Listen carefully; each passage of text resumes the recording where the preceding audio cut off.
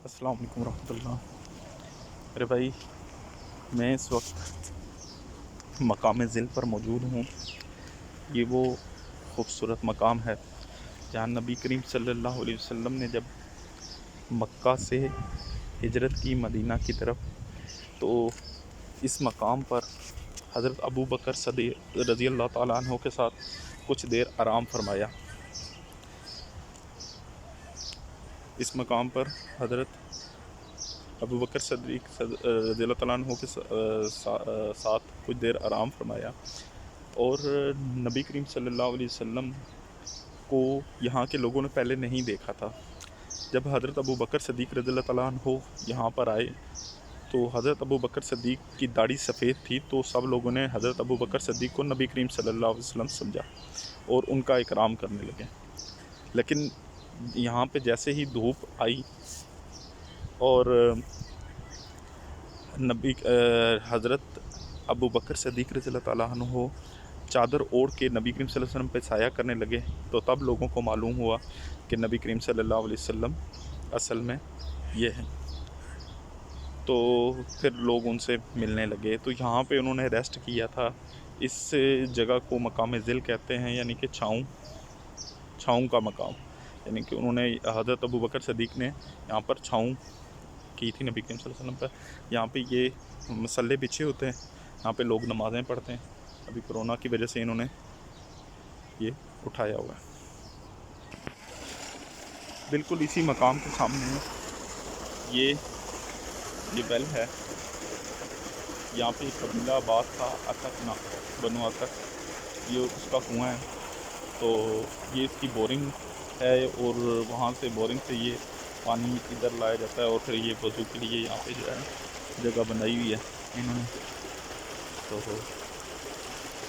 ये भी उसी दौर में था, यहाँ पे नबी करीम सल्लल्लाहु अलैहि वसल्लम ने वज़ू किया और यहाँ का पानी पिया। तो ये बनु अतक का कुआँ है।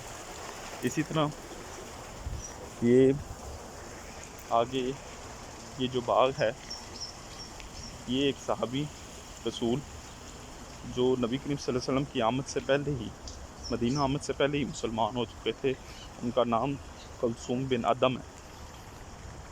तो ये उनका बाग है और यहाँ के लोगों ने नबी करीम सल्लल्लाहु अलैहि वसल्लम से मदीना जाने से पहले कुछ दिन इनके साथ बिताने की रिक्वेस्ट की। तो नबी करीम सल्लल्लाहु अलैहि वसल्लम ने उस ख्वाहिश को, उस रिक्वेस्ट को कबूल किया और यहाँ पे मदीना जाने से पहले कुछ दिन इन्होंने यहाँ पे रेस्ट किया।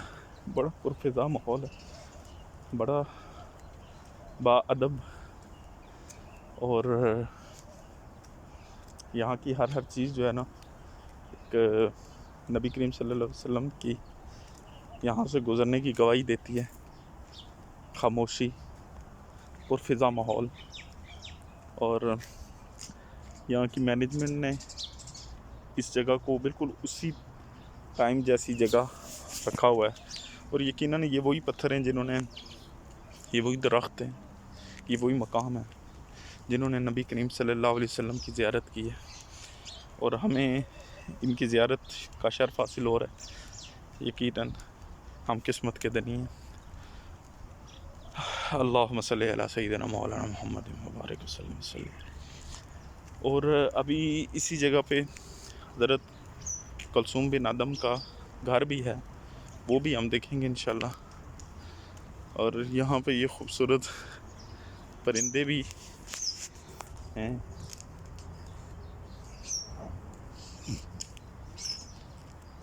ये छोटी छोटी नहरें बनाई हैं इसी कुएं से,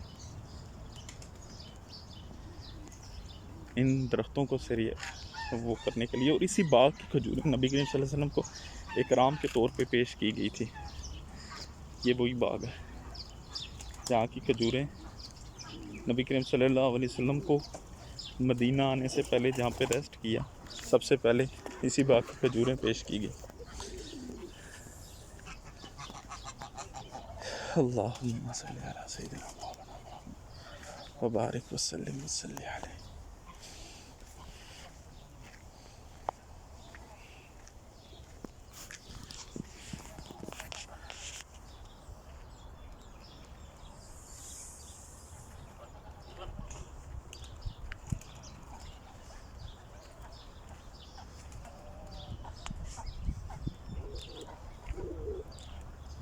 آپ یہاں کی خاموشی، یہاں پہ ہر چیز، چڑیوں کا چہچہانا میں بھی ادب کا عنصر دکھائی دے رہا ہے.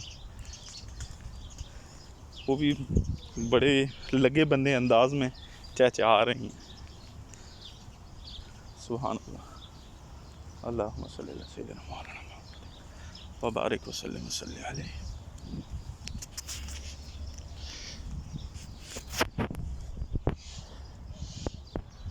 ابھی ہم ان کے گھر، کلثوم بن ادم کے گھر جائیں گے انشاءاللہ. حضرت کلثوم بن ادم کے گھر جائیں گے.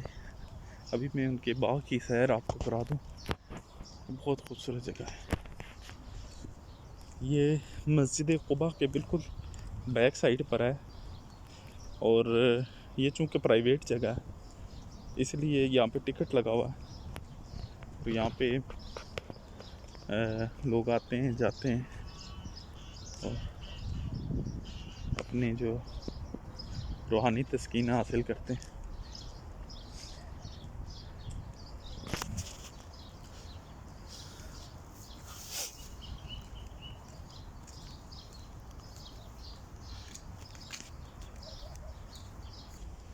جی، یہ صحابی رسول جو نبی کریم صلی اللہ علیہ وسلم کی آمد سے پہلے مسلمان ہو چکے تھے، حضرت کلثوم بن ادم رضی اللہ تعالیٰ عنہ، یہ ان کا گھر ہے.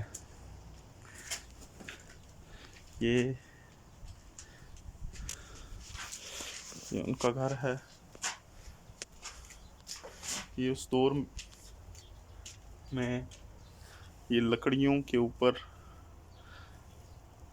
کچھ کھجور کے پتے رکھ کے تو اوپر چھت ڈالی جاتی تھی. یہ انہی کا گھر ہے، اور بہت بڑی دیوار، چوڑی دیوار. اسی طرح یہ گھر اپنی مطلب کافی سارا جو ہے نا دوسری سائڈ پہ بھی ہے. جیسے ایک کمرہ یہاں پہ تھا، اور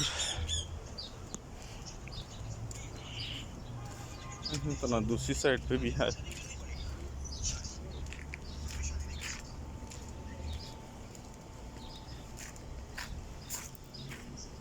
یہ ہے اس کی بیک سائڈ گھر کی. یہ چونکہ ابھی اس کے اندر اے سی وغیرہ بھی لگایا گیا ہے، اب ادھر اندر فیملی وغیرہ رہتی ہے تو ہم نہیں جا سکتے یہاں پہ. یہ کلثوم بن ادم رضی اللہ تعالیٰ عنہ کا گھر تھا، جس کو اسی گھر میں لوگ رہ رہے ہیں. صحابہ کے گھر میں رہنے کا شرف حاصل ہے ان کو. بڑے خوش نصیب لوگ ہیں. تو یہ ہے وہ خوش نصیب آدمی جو حضرت کلثوم بن ادم رضی اللہ تعالیٰ عنہ کے گھر میں رہنے کا شرف حاصل رکھتا ہے. شکل دکھاؤ یار اپنی، خوبصورت شکل دکھاؤ اپنی. یہ نیچے کرو.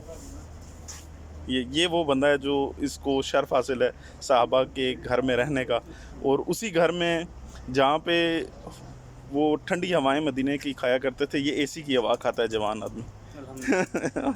اللہ تعالیٰ خوش رکھے. یہ بھی وہ مقام ہے جہاں پہ نبی کریم صلی اللہ علیہ وسلم کو جو ہے نا سرداروں سے یہاں کے اس مقام پہ ملاقات ہوئی تھی. انہوں نے ایک خیمہ رکھا ہے بالکل اس جگہ پہ. ایک خیمہ سا بنایا ہوا ہے، یہاں پہ بیٹھتے ہیں لوگ تو اس دور کی یہ یاد تازہ کرتے ہیں. ایسے ہے.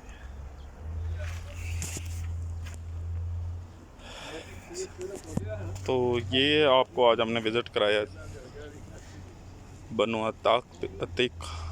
عتک. اصل میں پرننسیشن خراب ہو جاتی ہے، عربی اور اردو مکس کر کے نا. بنو عتک کا جو ہے نا یہ باغ ہے.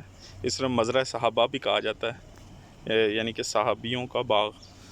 تو آپ کو کلثوم بن ادم رضی اللہ تعالیٰ عنہ کی بھی گھر دکھایا، اور مقام دل بھی دکھایا.